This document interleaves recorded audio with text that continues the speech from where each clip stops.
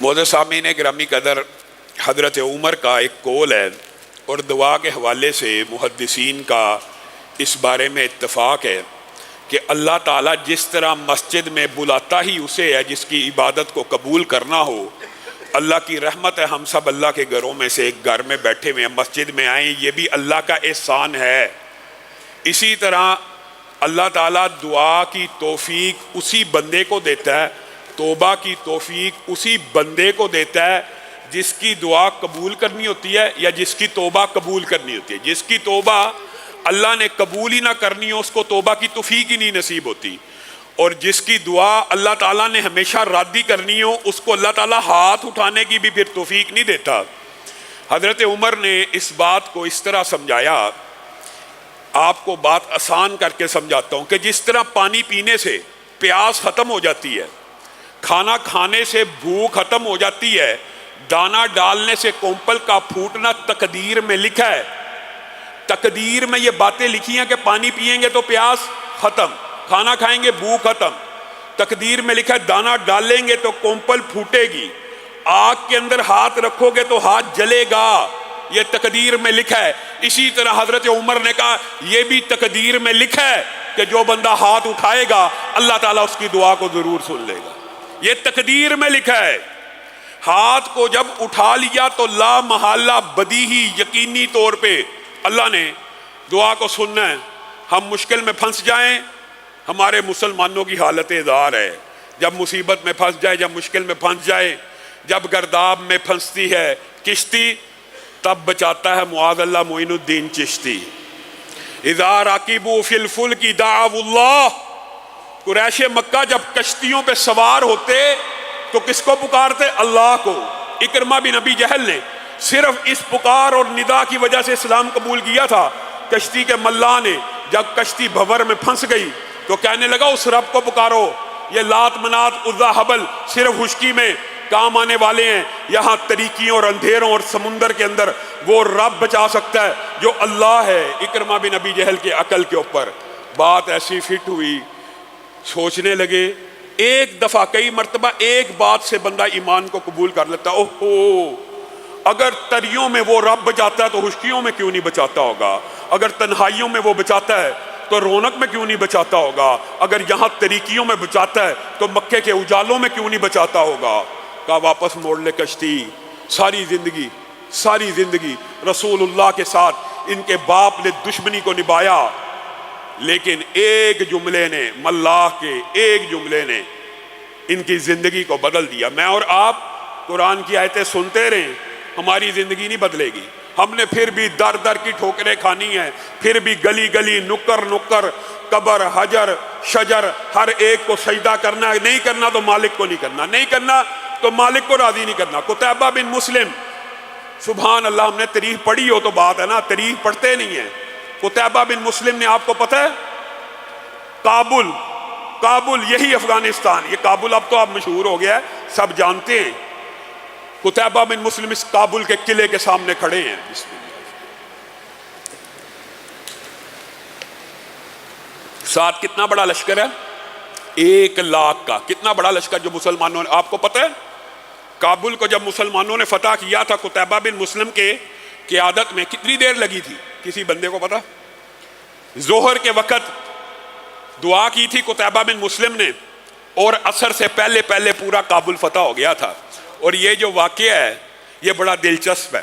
قتیبہ بن مسلم نے ظہر کی نماز کی امامت خود کرائی، سپہ سالار تھا، اور سپہ سالار بھی مسلح کا بھی امام تھا اور لشکر کا بھی امام۔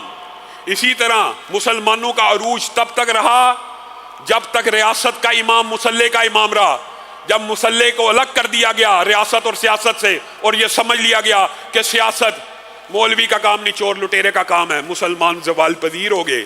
قتیبہ بن مسلم نے جماعت کرائی ظہر کی اور رو رو کے اللہ سے دعا کی، اللہ اب جنگ ہونے والی ہے، دشمن بہت عظیم ہے، اتنا بڑا کابل کا قلعہ ہے، فتح نصیب کر۔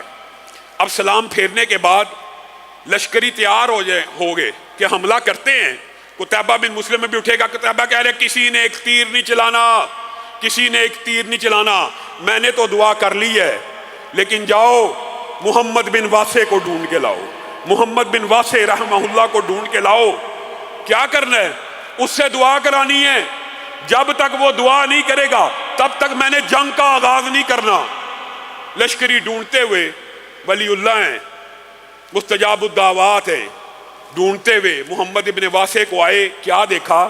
محمد بن واسع ایک انگلی اٹھائے ہوئے کہہ رہے یا حیو یا قیوم، یا حیو یا قیوم، مسلمانوں کے اس لشکر کو فتح دے دے.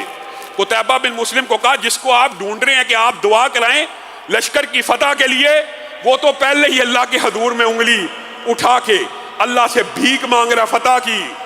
اس وقت قتیبہ بن مسلم کے یہ الفاظ آج بھی تاریخ کا حصہ ہیں، سنہری حروف سے لکھے جاتے ہیں. فی البدی اس نے کہا والذی نفسی بیدی لا اصبع محمد ابن واسع، لا اصبع محمد ابن واسع خیر عندی، والذی نفسی بیدی لا اصبع محمد ابن واسع خیر عندی من 100,000 سیف شہیر و من 100,000 مقاتل کریر.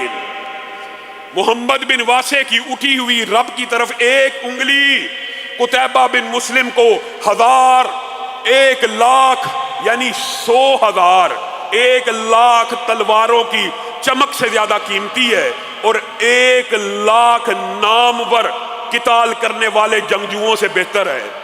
اور جب جنگ شروع ہوئی ظہر کو حملہ کیا، عصر سے پہلے پہلے قلعہ فتح ہو گیا. کس وجہ سے؟ دعاؤں کی برکت کی وجہ سے. میں نے اور آپ نے، یہ دعا مومن کا ہتھیار ہے. اور بات آئی ہے ضمنی طور کے اوپر یا حیو یا قیوم کی، تو یہ بات بھی یاد رکھیے. نبی کریم صلی اللہ علیہ وسلم نے فرمایا تھا اسم اعظم اللہ کا 3 صورتوں میں ہے. کس کس میں؟ سورت بقرہ میں، سورت آل عمران میں، اور سورت طٰہٰ میں. اور ان تینوں صورتوں میں اللہ لا الہ الا هو الحی القیوم، الف لام میم اللہ لا الہ الا هو الحی القیوم وعنت الوجوہ للحی القیوم، یہ تینوں صورتوں میں یہ نام کامن ہے. محدثین نے اس کے اوپر کتابیں بھی لکھی ہیں، بہت زیادہ رسالے لکھے ہیں.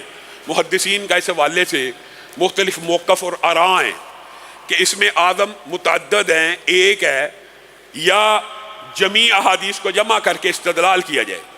تو میرے جو نانا تھے حضرت حافظ محمد گوندلوی رحمہ اللہ، وہ اس میں اعظم کا استدلال یہ کیا کرتے تھے کہ اگر متعدد احادیث کو جمع کیا جائے تو یہ بات سمجھ آتی ہے کہ ان کو اگر اس طرح پڑھا جائے بسم اللہ الرحمن الرحیم الف لام میم اللہ لا الہ الا هو الحی القیوم یا واحد یا ذل جلال والاکرام. آپ کو پتہ یا واحد اور یا ذل جلال والاکرام کی حدیث اس کے علاوہ ہیں، لیکن وہ اس وظیفے کو اس طرح بتلایا کرتے تھے اور وہ کہا کرتے تھے میرے گمان کے مطابق یہ بسم اللہ الرحمن الرحیم اس میں پڑھنی ہے.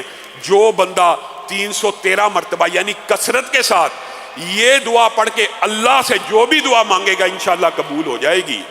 اور ان کا یہ استدلال تھا، اور میں نے مشاہدے اور تجربے کے طور پہ اپنے بہت سے نمازیوں کو اور ساتھیوں کو بتایا.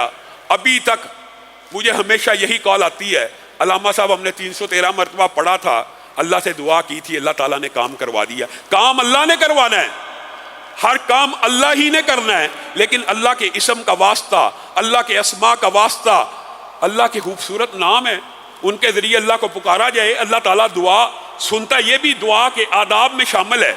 اور پھر میرے بھائیوں، ایک بندے نے نماز کے بعد سلام پھیرا اور فوراً دعا شروع کر دی، تو رسول اللہ صلی اللہ علیہ وسلم نے اس کو کیا کہا تھا؟ تو نے جلدی کی، تجھے کیا کرنا چاہیے تھا؟ تسبیحات پڑھ لیتا، اللہ کی حمد بیان کر لیتا، اور اللہ کی حمد اور ثنا بیان کرنے کے بعد درود پاک پڑھ لیتا. مراد یہ ہے کچھ اللہ کے حضور میں تسبیحات پیش کر، کچھ اس کی حمد بیان کر، پھر اللہ سے مانگ جو مانگتا ہے. اور دوسری حدیث میں کیا آتا ہے؟ رسول اللہ صلی اللہ علیہ وسلم کے سامنے ایک بندے نے درود پڑھا اور درود پڑھ کے اللہ سے مانگنے لگا. رسول اللہ صلی اللہ علیہ وسلم نے کہا اس کی دعا سنی جائے گی، اس کی دعا سنی جائے گی. اس نے تعجیل نہیں کی. ایک بندے نے تعجیل کی، فوراً ہی اللہ سے مانگنا شروع کر دیا بغیر تسبیح کے، بغیر درود کے. تو یہ دعا کے کچھ آداب بھی ہوتے ہیں، اور سننی کس نے ہوتی ہے؟ اللہ نے. اور اللہ رب العزت